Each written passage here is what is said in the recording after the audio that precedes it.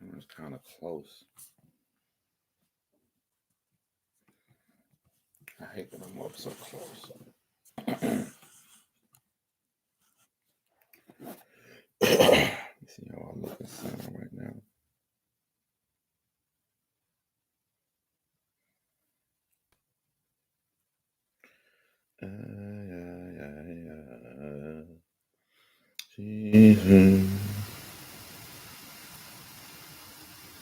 Watch you later.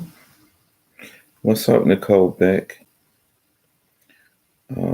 Save to watch later. How is it going, Nicole? Let me open another window. What's going on? Can you guys hear me? Manny and Jessica Corcoran. When I do these surprise lives, I don't even kind of like send it to my mods. He'd be like, John didn't even tell us she was going live. What's the point of it being a surprise if I'm going to tell everybody? You know, it's the whole point. It's the fact that I don't tell everybody. There's my girl, gracefully minimalist. I almost called you your real name. What's up, Danielle? Danielle is my clubhouse co-host, which means that the clubhouse will be what? Wednesday? And I will be in Atlanta. Okay. Do it in Atlanta. Danielle. It's going good now. What's going on, Nicole Beck and Joe Smith? Yes, I woke up and I'm feeling very, very happy because I was hurting so bad when I went to sleep. I was like, I thought I had food poisoning in a fetal position. Uh-oh. I accidentally hit something. I'm sorry. But excellent food. So I don't know what it was, but I'm glad that it was only for one night because I was hurting in the bed. So everything is back perfect. So today, I'll let you guys know. Anybody know what serial killer that Stephanie Harlow and I are doing? I'll give you a hint. It's a serial killer that was in upstate New York. Dude, you just made my day. Thank you, Nicole Beck, Mrs. Huge Fan.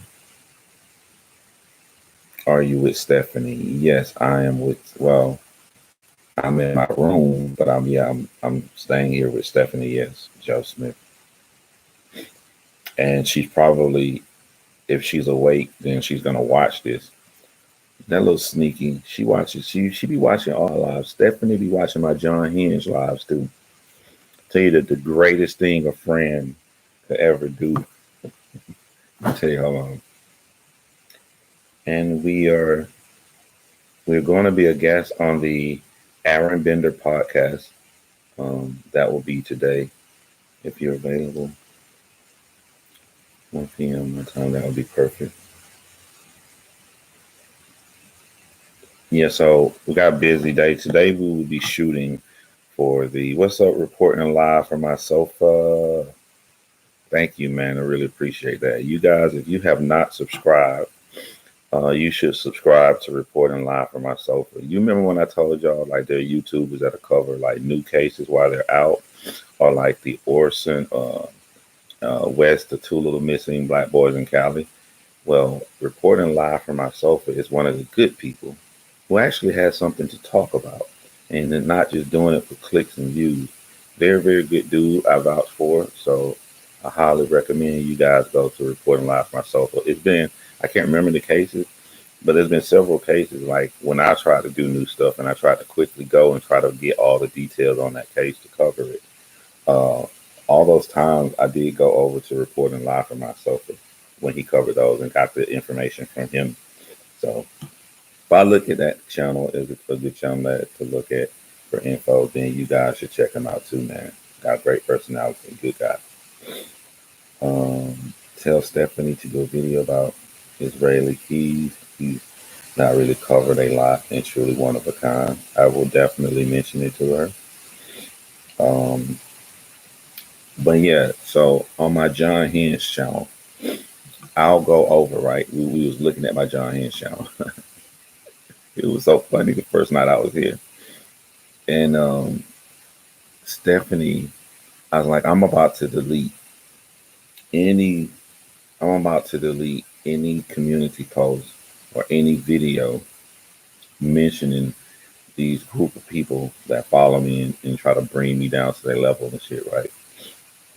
So let me tell you what Stephanie did. Like I'm telling you, do this to your friend if you want to pull them away from toxic people. It worked. Stephanie took some of my most heartfelt community posts where I'm going in and she read them in a British accent.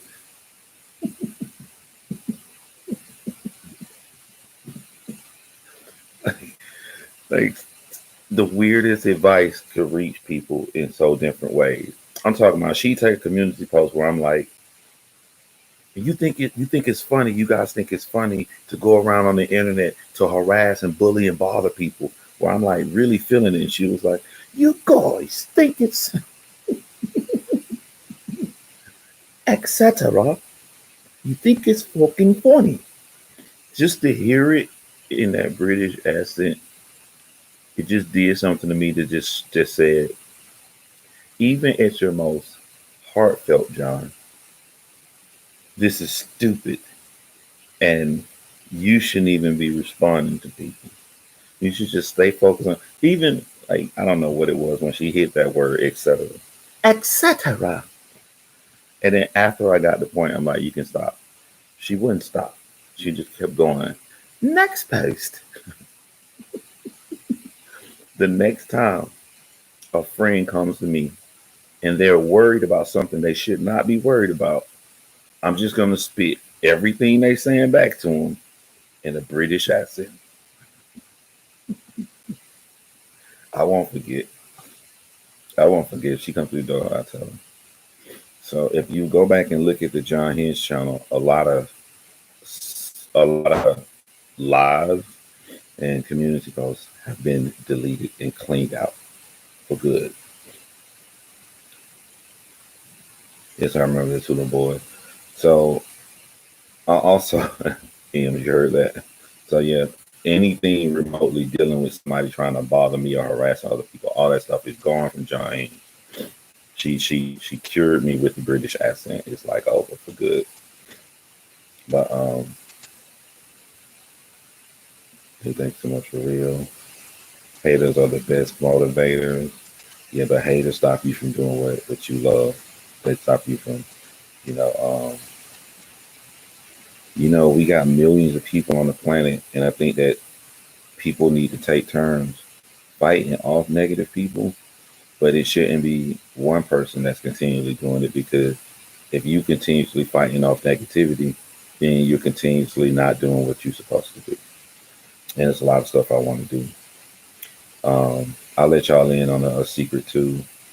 Y'all know Stephanie Harlow intro, her own little theme music where she comes in the kitchen, she gets her coffee.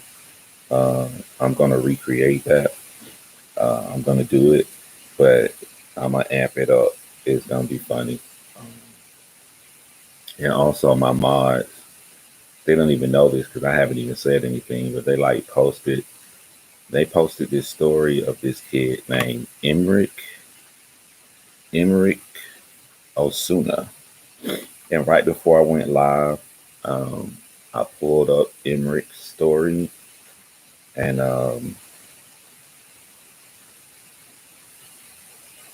there's no way I can read that story and not cover that. So uh, I think that's going to be my crime with crime case that I'm going to record here at Stephanie's house. That's a very heartbreaking story. Greetings from New York.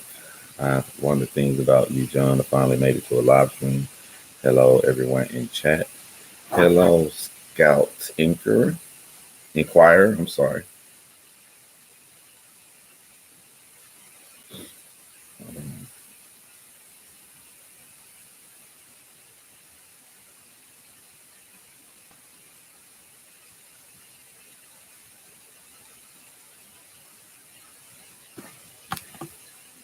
She's a sickness in my brain. Yeah, Joe Smith. I think I'm gonna turn that song out because what I got planned, if I can pull it together, because I think I'm gonna pull in some help to help me pull this intro off. I think if I can, I'm gonna pull in Adam. I'm gonna pull in her husband, see if he'll do it with me, because I got a great idea. SC Chrymes, did you have those crazy severe storms last night? Um, I didn't. I was so sick last night. I wouldn't know if we had a storm or not. It doesn't look like it rained or anything here, but I have no idea if there was a storm or not. I'm sitting in this thing that she put in here for me in the guest room. So if I'm swinging around, making you guys get motion sickness, I'm sorry. Then yeah, haters are everywhere. I've learned the hard way. I have had a hater tell me I shouldn't talk about my children or personal experiences. If I would have gone back, like the person doing the podcast with me, I told her, because she has a nickname. So I start calling her by her nickname. I'm assuming that the nickname is what she wants to use. But she said she wants to talk to me about her name, so I'll see what she wants her name to be. But I'm like, if I can go back in time, I definitely would not have used my real name, John. I would have been Mark or Abraham or something. I would have kept as minimal information as possible.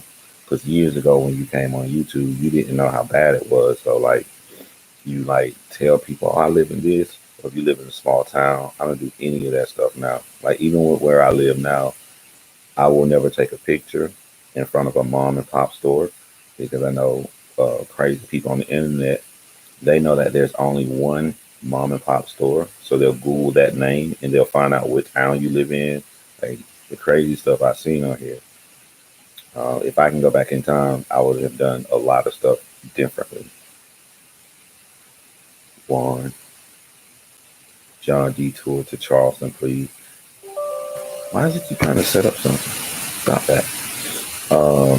I used to go to South Carolina a lot when I lived in Georgia. So I don't know. I got friends coming to see me from Greenville, South Carolina when I get there next week.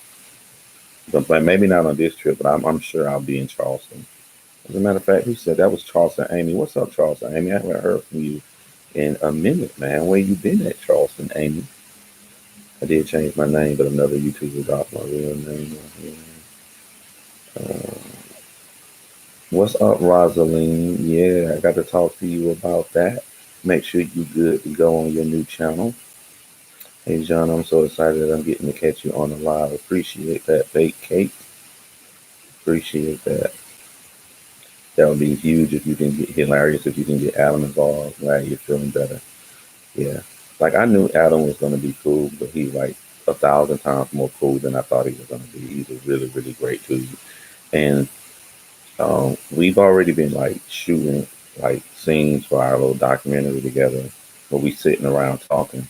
And I think you guys are gonna be like surprised because Adam has some very inquisitive things and he was just there chilling and talking to it made for a great conversation. Uh, I hope we get to put that footage in there because we didn't have the microphone set up right, but hopefully the audio isn't too bad because that was an excellent conversation to have on the serial killer. It's definitely poison you. Nah, never that, man. We had so much fun. And I got to meet her mom and her dad. And her dad, I mean, they're super awesome people. Really, really awesome people, man. Huggers. Like, they both gave me hugs.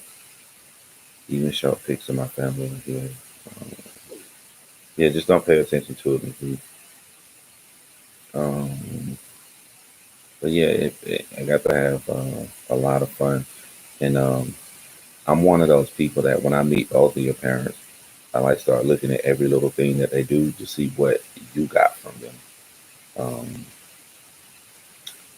um, I think, and I'll spend more time with them on Easter. Uh, Definitely, all of her mannerisms come from her mom. Soon as I saw her mom and how she was talking and stuff, I'm like, yeah, that's definitely right there. We need to talk equipment. You got my number, Amy. Hit me up at any time. My girl Heather is in the building. What's up, Heather? See, Heather doesn't know me from being John Crime, so I like when people come in who know me from different walks of life. We appreciate you, John. Your work touches me so deeply, always inspires me to be a more passionate and compassionate person. Thank you, Bake Cake. Appreciate that, man. Appreciate that. I guess that just happened this morning because um, I looked into my group of mods and I didn't. I was going to say good morning, but before I could say good morning, I saw that they posted the article on Emmerich. So I clicked on the article, and what really touches me about that is what they did to this 9-year-old kid. Is that my son is 9, and I'm watching Stephanie, hug her son and play with her kids, and I'm like, I can't wait for next week. Next week I get to be with my children. So just to read to what someone did to their child like that, it just, I don't like that shit at all. That's all I'm saying. I really don't like that article. Um, is John Crimes a stage name? I didn't know that. I've been watching you since you started. You're amazing, and I look up to you because you're like me, pure heart. Thank you, Mrs. D. Thank you. I'm so excited to see the three of y'all chit chat. That's awesome. Ooh, ooh, ooh. Yeah, we missed a lot of stuff. I'll say that because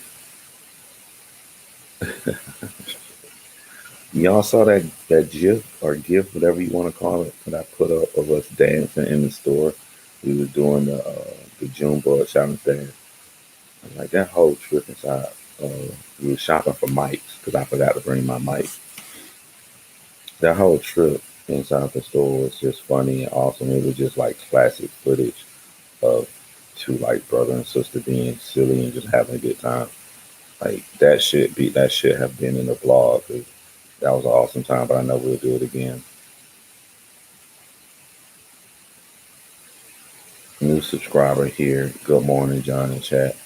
Thank you, Deanna Hill, a new subscriber. I hope you like what you're seeing. Um, I'm going to try to have. I'm trying to see what do I have control over to put out the first big documentary. Like, what's the fastest thing that I can control? And when you're working with other people, I don't have control. Like if I'm doing it by myself, and maybe the fastest thing I can put out that's a full documentary would be the story of the ghost of Highway 80, all those women that was killed by the serial killer on in Highway 80 in the state of Oregon. Maybe I can put that one out because I don't have to really work with anyone. Um, what I really would like to get out next is the case in Olympia. Just I want to get it out for the family, but I have to interview the family. I hear footsteps, so if she knocks on the door, I gotta let her know I'm live. I love your live interview with Alex Erickson. Alex is pretty cool. I love the way you can see everything Alex is thinking. She's very intent and she's listening. She's cool and she's interviewing a lot of people. Is that a chair you're in? Yes, Amber, this is a chair that I'm in by the window. I'll show my jacket. So the jacket has one. Um, John, the Ghost of Highway 20, yeah. Um,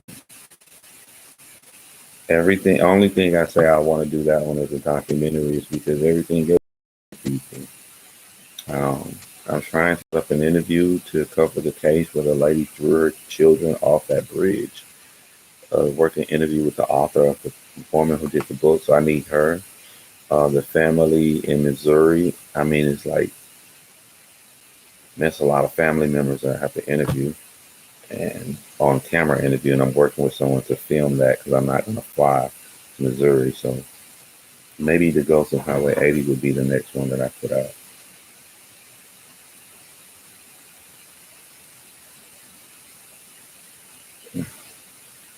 She just texted me.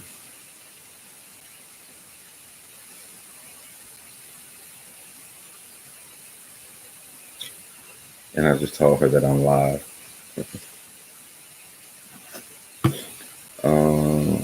John, your content is always on point and it shows your true thoughtfulness and caring. Thank you, thank you, thank you. One of the bad things I hate is telling people what I'm doing because things change when you go off of your heart. I'll put out, I'm going to do a video on John Benet Ramsey and I'm not connected to it. So the first thing that connects me and pulls me, I instantly go and do that case and I don't do John Benet Ramsey. And I said something that's not true. So it's kind of weird because I don't go off a schedule.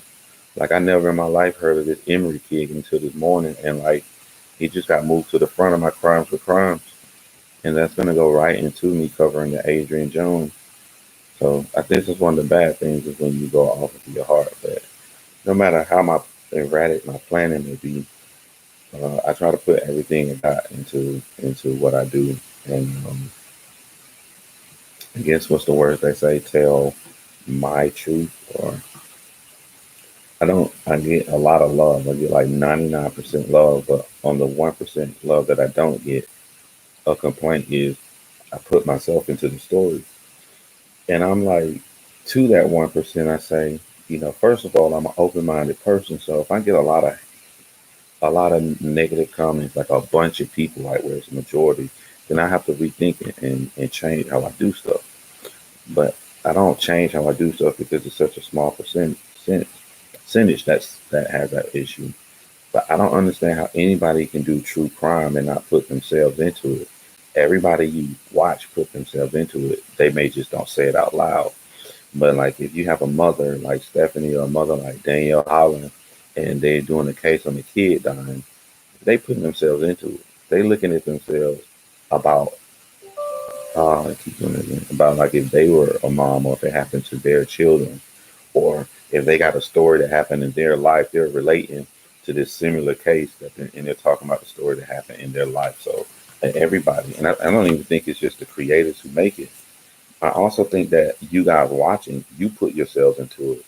If you if you watch a story and some boy, um, his mom always walks him to the bus stop, but on one day she was like, "Okay, I gotta let him grow up a little bit." The bus stop is right at the corner and turn a little bit. So go ahead and let you do it for the first time. If you watch that story and that boy gets kidnapped, and then there was one day where you did that, you let your child walk, and you was like, "Okay, I'm gonna let him do it by himself," and nothing happened. He didn't get kidnapped. He went to school. The fact that you you did that one day with your child and then this happened to the child in the story, you put yourself into it for the rest of that episode you watch.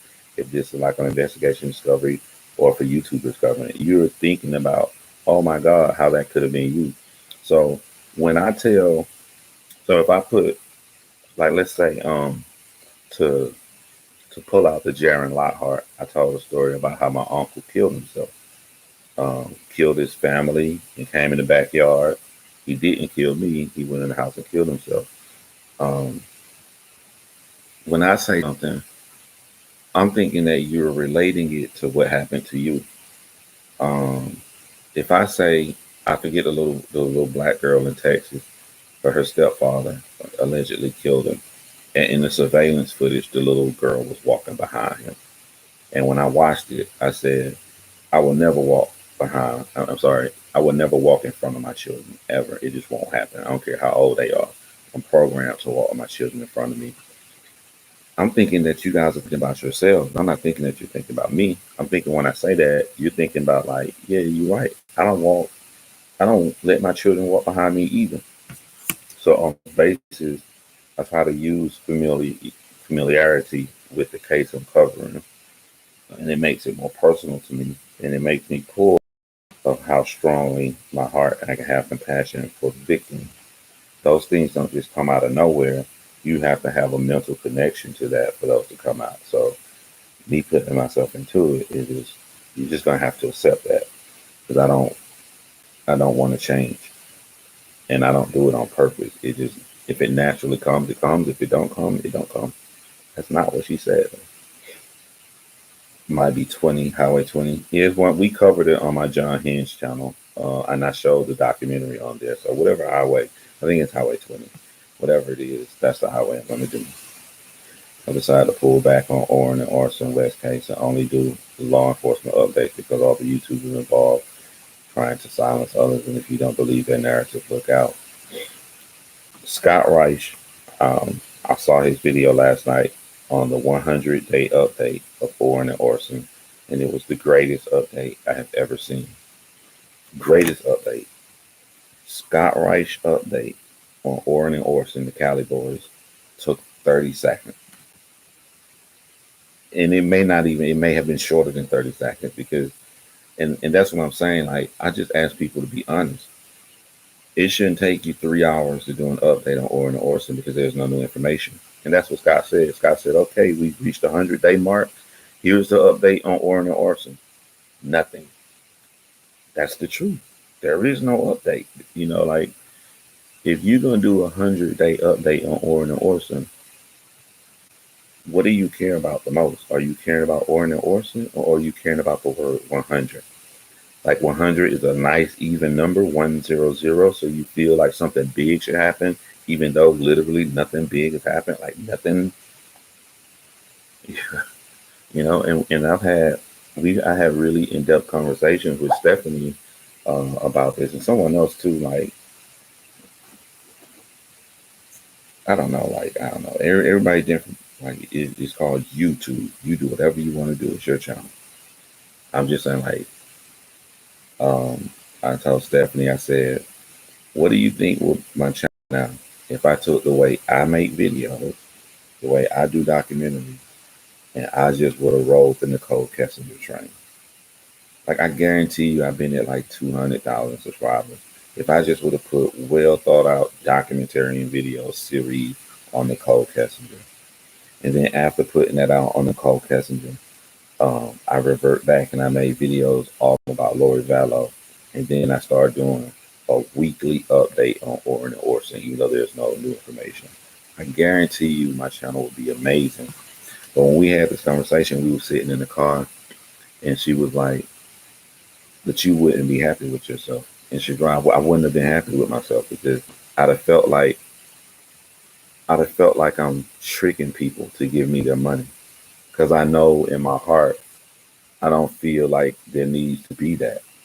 And one of the greatest benefits of that, when you reach the success that you want to be at, and you did it the right way without sacrificing your integrity, is going to feel better. You know, like my 100,000 K subscriber plaque is going to feel so awesome to me because I didn't cheat. I didn't cut corners and I didn't try to do it. I did it the way that I wanted to do it, you know? So, like, it's a better feeling. And that goes in everything I try to do in life. When you try to work for a company or anything, it's like, I know how to get more sales than you. I'm not going to do that though. You know, that's messed up. That's dirty. Or the customer may feel cheated about the product that they bought or something negative comes with. I'm like, no, I'm gonna chill and do it the right way. Nail Bell. Wow, Nail Bell said, I'm nobody but just wanted to show appreciation.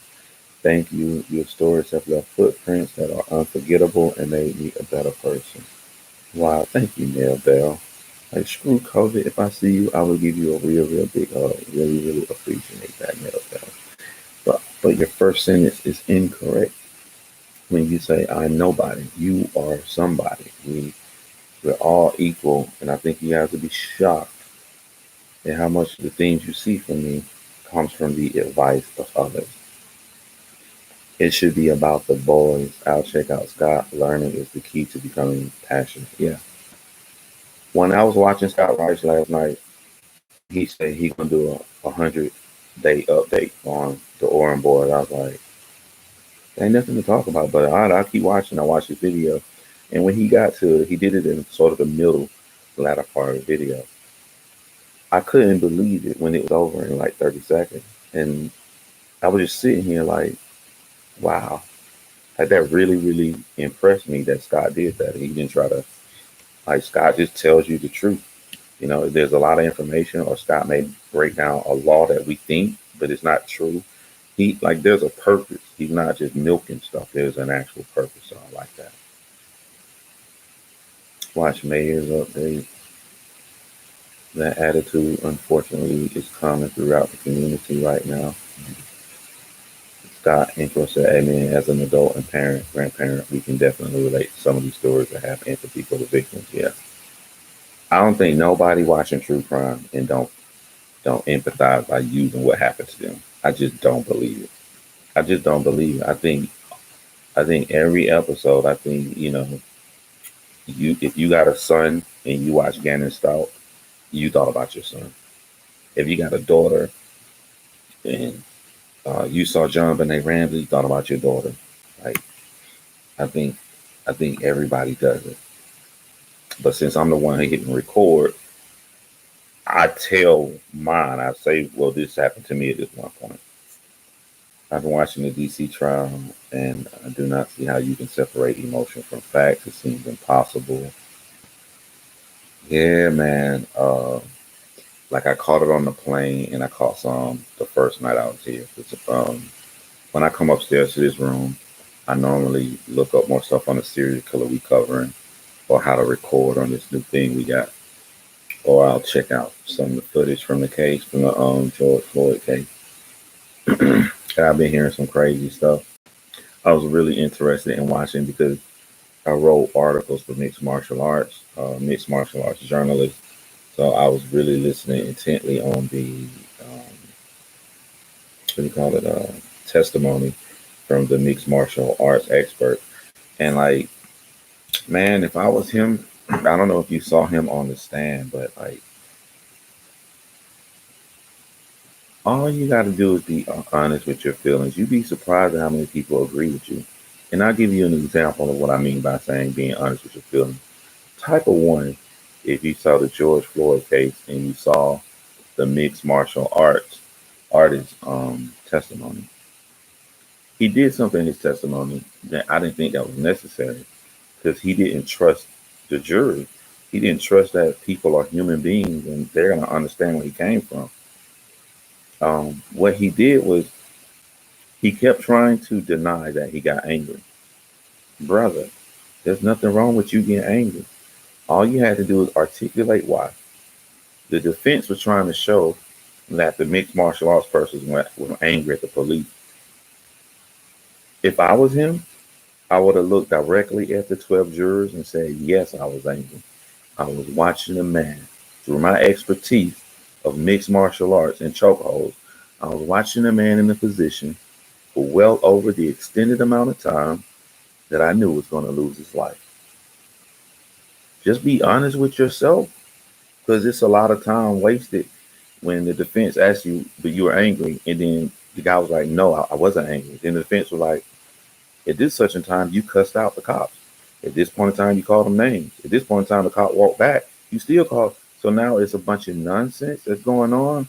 Brother, just look at them 12 people and said, not only was I angry, everybody watching that should have been angry. He was on a man's neck for over 8 minutes. He was on a man's neck for like, I, I, I have trust in people that I will say how I feel. I'm not going to lie and beat around the bush. I'm going to say how I feel. And you take that information and you process it however you want to. But I'm going to tell you how I feel. They have to make the right decision. I mean, I pray they do it. It'd be weird to not get angry. Another thing I saw when people try to build narratives, they'll say, there's no cause of direct death. Okay, great. But then they'll say, because there's no cause of direct death, you can't say that he killed him. But you can't say that he didn't. So that's why we have this trial, to give the information so the 12 jurors can make a decision. But you're going to show bias if you just point out that you say that someone uh, couldn't have done it, or if you say that they couldn't have done it, if you don't say that they could have. The floor is open for the details of the trial. That's what the grand jury was for. The grand jury, they all knew the information. They all knew the cause of death on that. So What's the point of you sitting at home saying that it is impossible for you to say this when they already went through that to get to the actual court?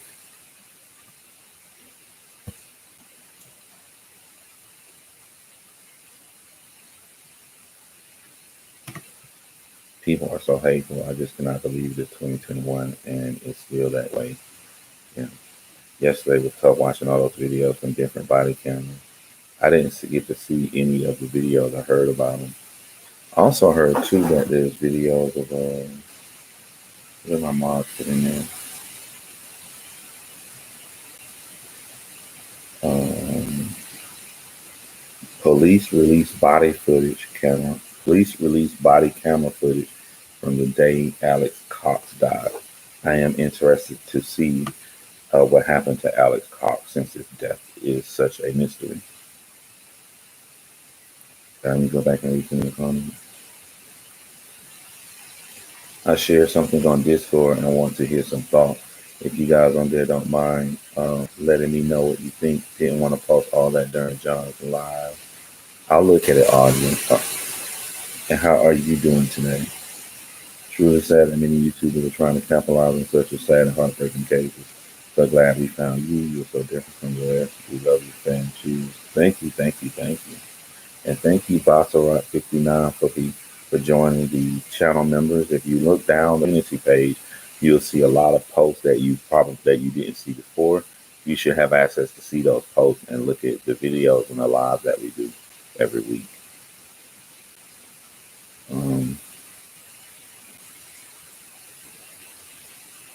Yes, the last few hours were intense but needed.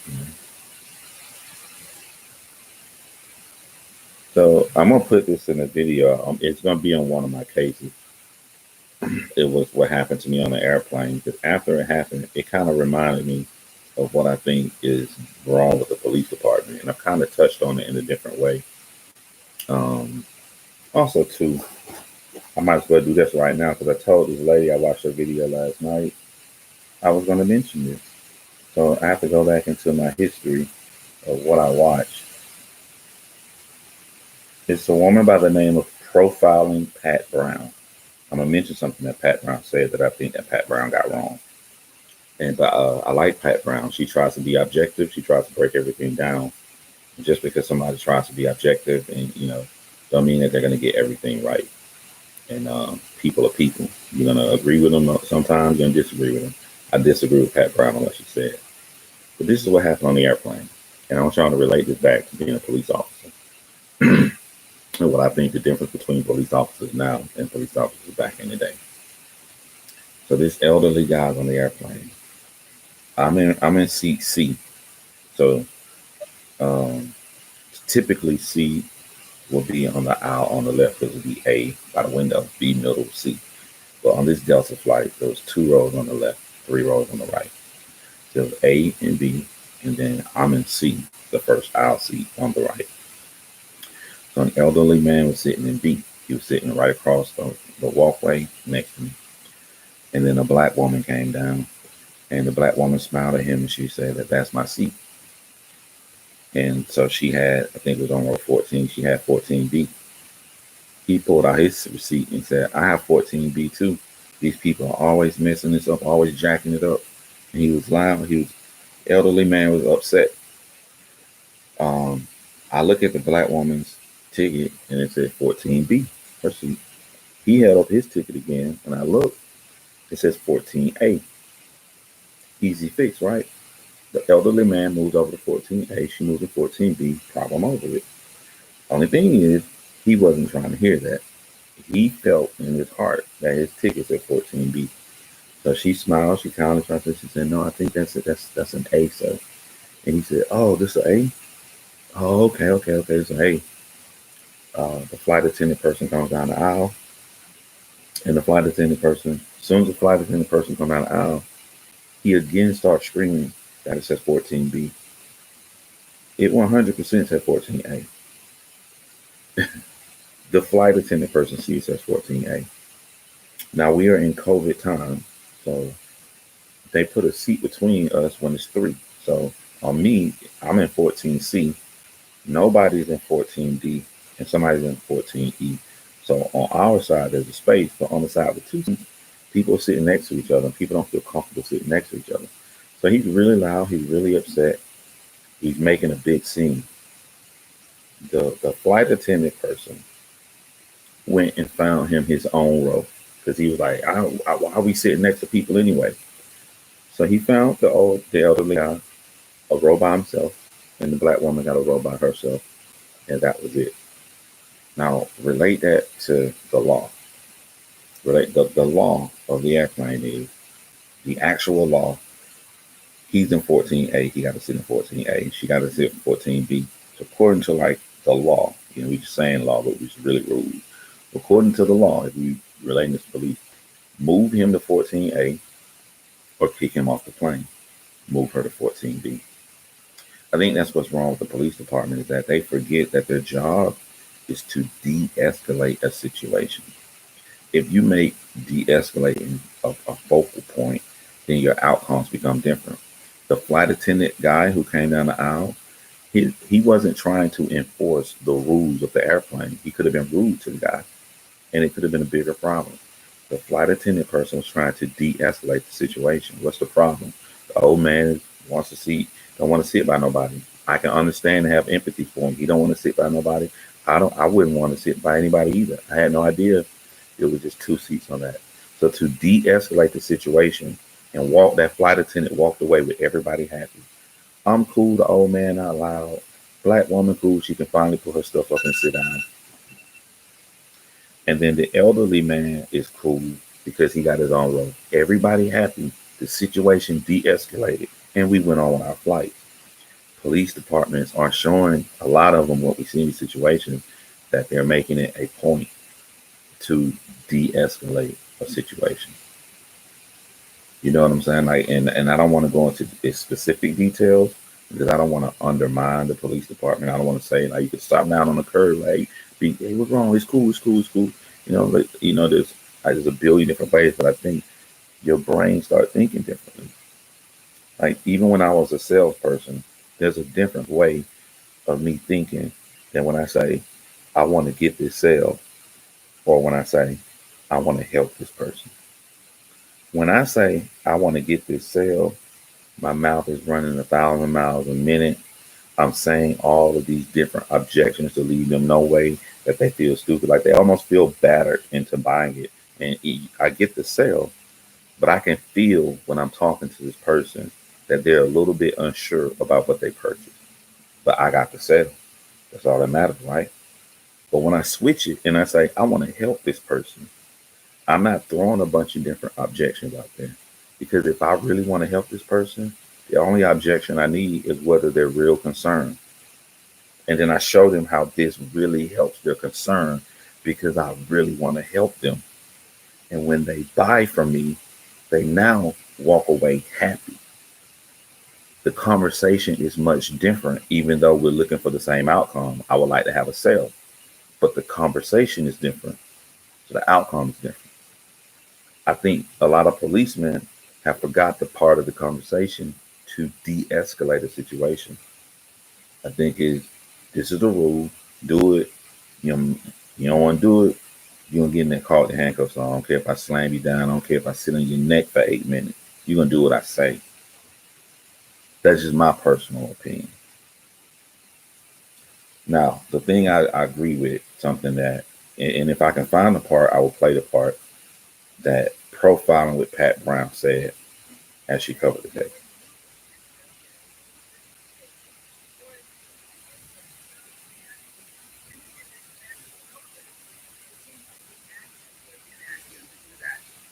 Might have contributed, could have been. And this jury, how could they see he was not, how could they say he was not murdered? How could they lessen it to that little bit of, just a little slap on the wrist? How could they do that? It's going to be really, really, really, really bad across the country. And I just want to point out one thing before I end this video. One of the problems we're having with national TV these days is that, across the country, in 50 states, over every day of the year, somebody does something, how they screw up, or they do something wrong. Or you got one guy out there who just doesn't do his job right, or maybe he's a jerk, or maybe he's callous, or maybe he's got, who knows what his issues are. Maybe he is a bad guy. So somewhere in Idaho, you have a doctor who sexually assaults a patient. Once upon a time, that would have been a local issue. And the local people could come out and say, hey, we want to do something about this doctor. We want the prosecution to get him. No, they want him to be prosecuted. Maybe we're concerned about the doctors in this area. Are they allowing doctors to practice who are getting away with these things? But when you take one incident in one state, and then now it's not just Idaho, now it's the entire country, and everybody's going to protest everywhere in the country because one person did something not so great in one place. It's not that an incident can't be bad, but when it's exaggerated as if this is every single police officer does these horrible things, and this one incident shows how bad it really is. No, it doesn't. It shows one incident. Because if you look at all professions, there are teachers who do bad things. There are anesthesiologists who have been known to be serial killers, that they've killed off a number of patients in their field. I mean, you have literally in every field, you've got some creepy person or some negligent person or whatever. And of course, we should address these things. I'm not saying we shouldn't. We should address each one of these things as to how people get qualified and how there is some kind of, All right, that's the part that I strongly disagree with her. And I told her, I left a comment on the video, say I may discuss it in my next live.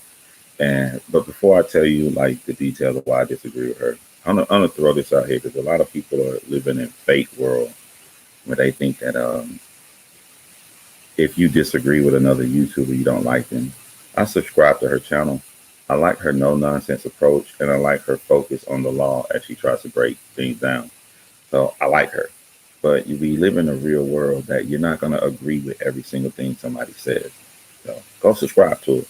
I think she tries to say it's close textbook to the law as she break down.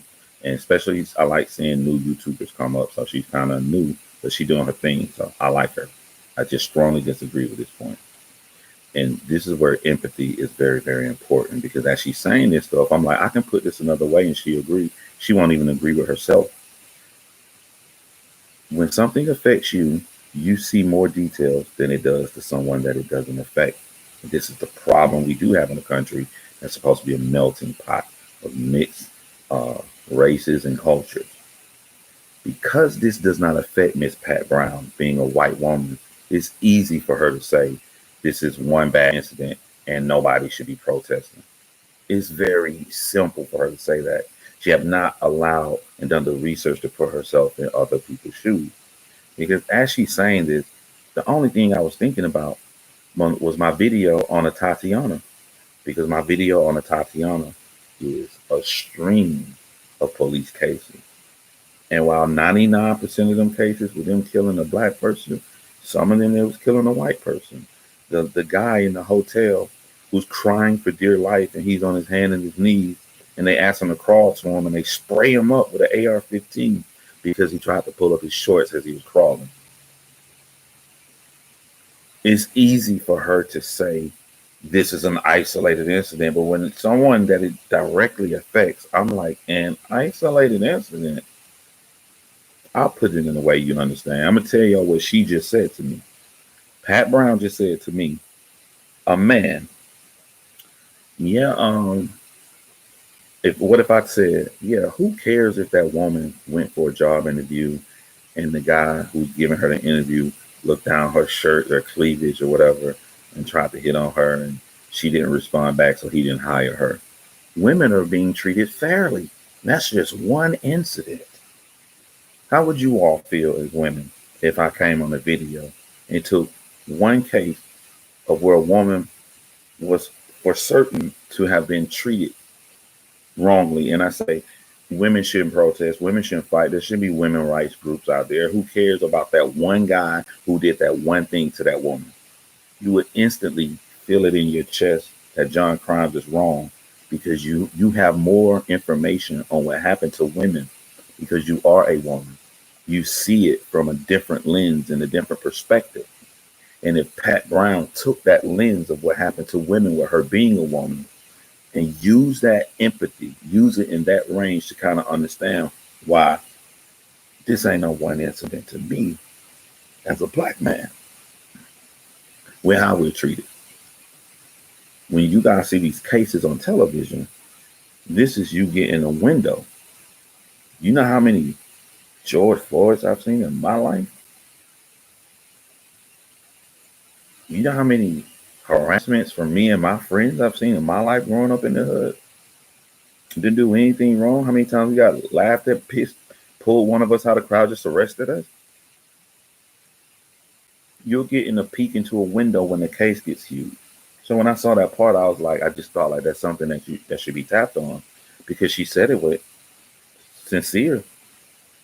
Don't get mad and blow up one thing, and that's what the news is making us do. The news is showing y'all incidences that happen every day to Black American men. They're just showing you incidents. But I think that you'll be horrified if you really knew how often these things happen. They just may not end in a murder. There's this footage I saw when this guy just got out the hospital. He was stabbed.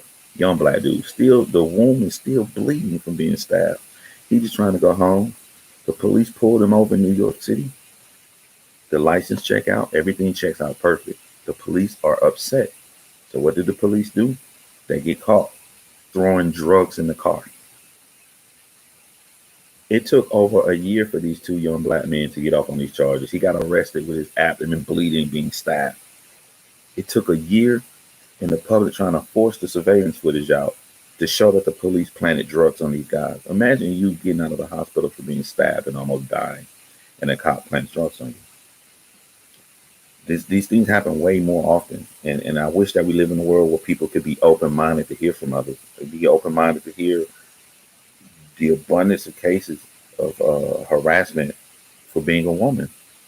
I'm open-minded to hear those things. I'm not going to just shut you down and say that these are individual incidents. So I just think, we need to be more open-minded with that. Let me go back up.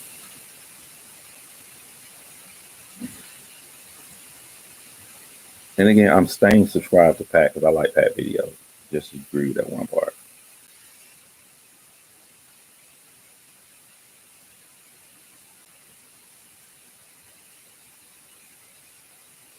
I'm hoping that Letitia's court case is streamed on YouTube, but I don't want it to be become a YouTube conspiracy circus where it's all about her. She's gonna end badly in that case, but I'll tell you some scary news.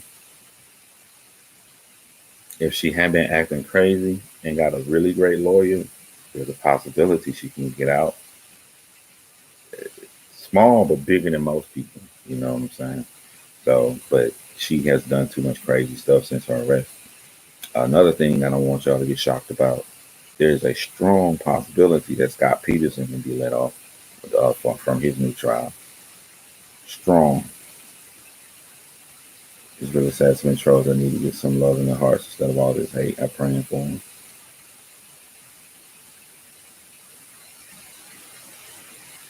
Absolutely, John. The situation could have been handled with empathy and more care, period. Yeah. As soon as I saw the flight attendant and the situation was over with, and I said, that flight attendant focused on de-escalating the situation. He didn't care about the old man fussing and all that stuff. He wanted everybody happy. If his focus would have been the law, old man would have been in 14A, black woman 14B. And he could have done it. He could have done it that way. It was to his discretion. And a police officer can do it to this. They don't have to have empathy. They don't have to de-escalate the situation. They can just slam you down and lock you up. Well, it depends on the person. I found it interesting that Derek and George knew each other and had worked together. It almost seemed personal when you find that out. Yeah. I hate that they're making the crowd seem huge, and it was literally a handful of people. Even before watching the trial, I thought the crowd was larger, but it was like 10 people. This may sound shallow, but I'm a huge Prince lover. I love Prince too. And when I found out this happened in Minneapolis, I right away thought how he'd feel and what he'd say about this, like he did Baltimore. Yeah. She's full of it. Even the good officers who don't stop the bad ones are equally guilty. It's systematic and that's undeniable. I agree with you Andrea. And Andrea, I gotta read what you said um, Patreon, in the Patreon Discord. It's all in the voice, and I couldn't watch her. Don't come for me. It's how I found the people I watch. I have to be able to listen and not cringe to make you cringe. And that's the world. We all got opinions, right? Here's my point on this. Even if a citizen would have attempted to help or get involved, they would have also lost their life. You know?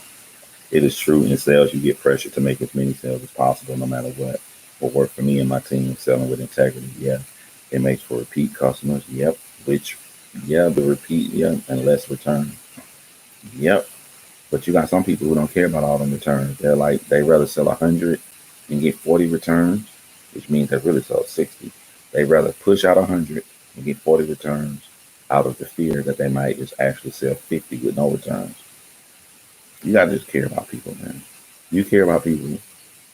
If you care about people and you go in to explain to the customer exactly how this is a benefit for them, and you do it the right way with integrity, you still should be able to hit your goals.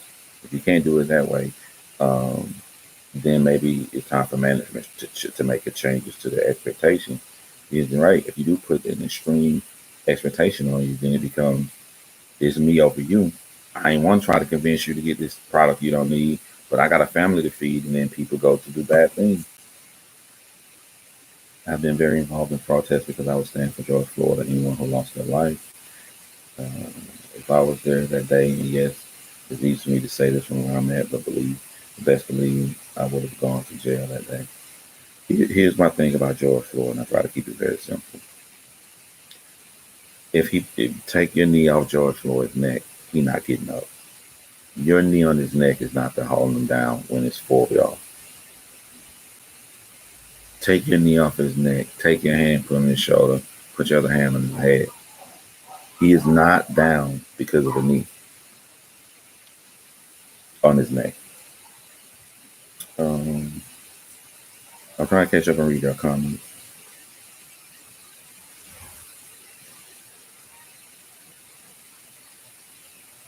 I agree. I think the two had been murdered side by side right there. Would have been on TV. My best friend lost a son to a deputy shooting him, stabbing in a knife, sitting on a bridge because he was suicidal. The same deputy has been suspended many times. That's just horrible. More of this happens and it's covered up. I'm so sorry for your friend's loss and your loss. I'm sorry for your friend's loss too, Miss Steve. Peterson has a good rep now. I forget the exact reason, but yes, he's getting a new trial. It's true. Yeah. I talked about that with Stephanie too. It's like I think Scott Peterson killed his wife and his son Connor. Two things can exist. I can think that Scott Peterson is guilty, and I can also think that Scott Peterson deserves a new trial. He deserves a new trial because um, he had some really biased people in that jury, with the emphasis being on the lady with the red hair. And that's what I'm saying. Tell your truth. Just tell the truth. Like I use the example. If I was a mixed martial arts expert, I would have said, yeah, like I got angry because I don't feel nothing wrong with being angry. Because I think Scott Peterson did it. I don't have a problem with him getting a fair trial because I think he did it. I think the facts are going to come out to show he did it. So I don't have a problem with them doing it the right way. He didn't deserve a biased juror. About DC body cam footage. Saying Peterson getting out is like saying Watts will get out. Watts will never get out of prison. I don't know why people fall on that crazy fiasco ever. They landed charges on him, which was brilliant by the prosecution. All his charges are basically like, there's no way he's getting out of prison. Scott Peterson just got charged with the murder, with the two murders, the biased jury. There was no biased jury with Chris Watts. He pled guilty. He pled guilty to these charges. He's not getting out of prison. People are just run into a case that they won't admit that they're hooked on, and they're listening to some crazy lady who um, plagiarized the damn book. If our prison industry wasn't for profit, it'd be more inclined to believe police are doing their jobs with no intention. Hey, good morning, John from Canada. What's up? She stars brightly. I don't think Lane tried to help Floyd 2 times for sure. I think Said, let's roll him on the side, mentioned ventilation, and DC said no. It was his first week on the job. He rode in the ambulance and helped EMTs. I think Scott did it as well, but that juror wasn't unbiased, and at least one went out for attention, a lot about her background. Yeah. Um, all right. Let me see, can I pull up what Andrea said in the Discord? I got my head down because I can hear people up now. Um, John Chrymes. I'm in so many Discord.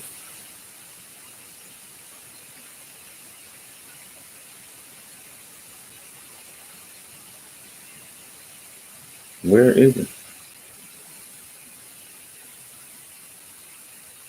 I don't see it, Audrey.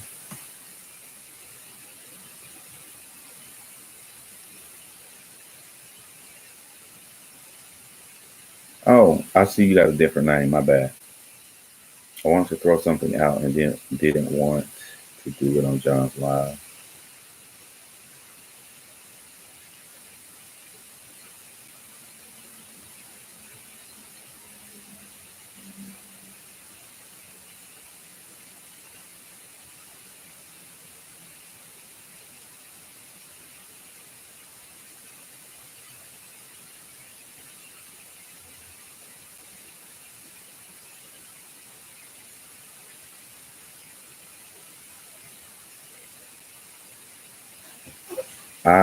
I have a story that I can do that if it's perfect.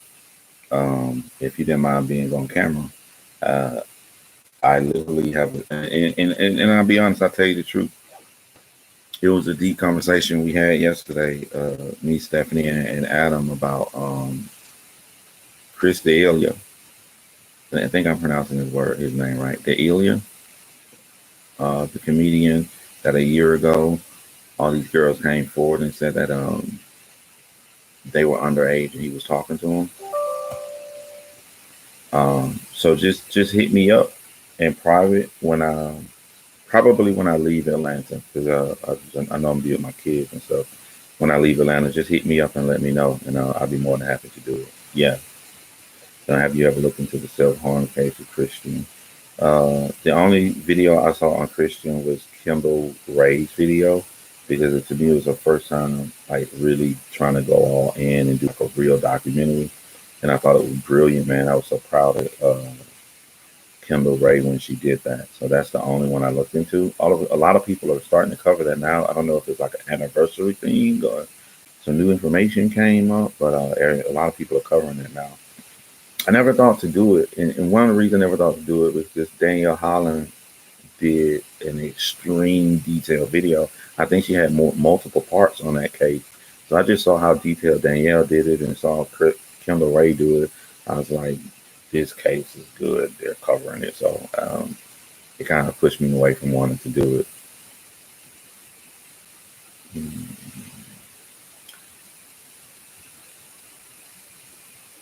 Some people think it was murder, others think it's home.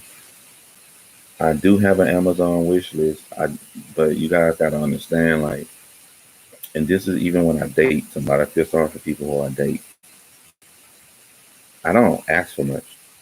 Like I'm one of them people. I won't ask for anything. The problem is when I do ask for something, it's expensive. You know, it's just so I feel guilty by putting out a public wish list, like for John Chrymes, because, for instance, the only way to upgrade my camera, this camera right here, right? When it comes to 1080p, I don't need a lens. This is it. I can keep this camera forever. But we moving this to 4K. In order to upgrade to a 4K camera, you have to get a computer that can push that. Right now, on this computer I'm on my computer back home, when I put real 4K footage inside the editor, it moves like this. It moves really slow because the computer's not powerful enough. So I'm gonna give you two examples of why my wish list is just way higher than everybody else's. In order to get a 4K camera, okay, you're looking at thousands of dollars just for the camera, but what's the point of getting it if you don't have a computer? So if I upgraded my Microsoft Surface Book to the Microsoft Surface Book 3. That computer's $3,000. I can run any program on that. I can make a real Hollywood movie on that one with Adobe Premiere Pro. So you see what I'm saying? Like my stuff is like I got the best like lens I got for 1080p. So like I have a wish list. I'll tell you what I do. I'll put it in the comment section, but go look at the things on that wish list. They're just really, really high. So I try to think of something low that I need. I got multiple lighting sets. I got ND filters for my cameras. I don't need anything that's like, I think I got a couple things on there low. So that's one of the reasons like I don't toss it out there because people will look at it and they be like, John Chrymes done lost his motherfucking mind. So I don't put it out there like that. My wish list is basically things. It's like a checklist for me to get. Like, okay, if I start running my channel good, I'm gonna get pick the Sony A7S III camera, which is $3,000. Get my channel good, I'm gonna get that computer. So it's mainly for me. I just remake they left out a lot of their videos very one sided. I read the page file and he was a troubled young man. Sad regardless, but reckless, but killing the Ray to it, no facts. Ooh. Amazon gift cards for John. Your videos are special. Thank you, Brandon. All right, let me see.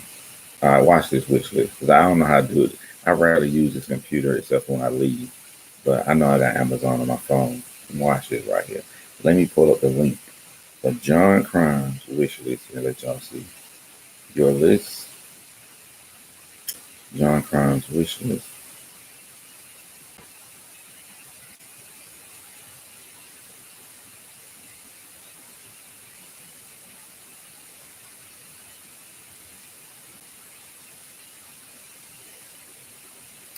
I don't know how to share it.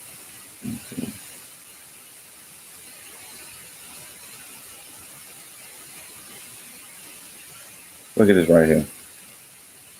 Look at this right here.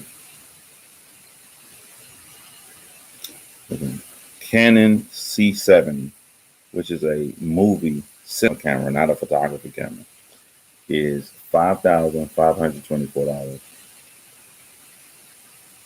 The 24 millimeter lens, which I have to get, which is an anamorphic EM mount lens, $1,000. The Microsoft Surface Book 3, you can't see it, $3,994. Um, the new gimbal stabilizer for DSLR mirrorless camera, the DJI Ronin 2. I have the Ronin 1 right here in the corner, if y'all can see it right there. The Ronin 2, $800. Like, I don't have anything. I got reed mounts. That's like $69. Batteries, $19. So I got some small stuff on there.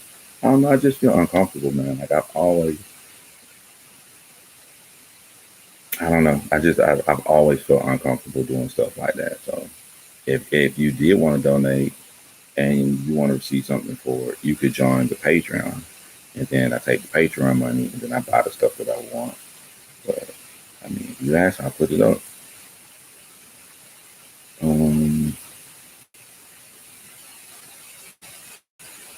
I got a pillow cube on my wish list. Yeah, most people wish lists are very, very low. They're not expensive items. I'll look into his case again. You guys are talking about his case. I'll look into it again and see. But like when you see the two biggest popular people like Danielle and Kim Ray has covered it, I don't know, you just get this feeling like, all right, everybody and their mom has done this already, so I'll just move on and do something else. Even though all of us can cover multiple cases. All your work, John Crime, sending love and hugs and prayers as always. Thank you, Mandy. Appreciate that. This has been such a wonderful night. I'm so glad I was able to be here today. I really like how uh, you have so much empathy and authenticity. I'm looking forward to future lives. Appreciate that, Scott Inquirer. All right, I'm gonna leave because I gotta get to work. We got filming to do today, so I'm about to head down and meet Stephanie and get started. So Love you guys.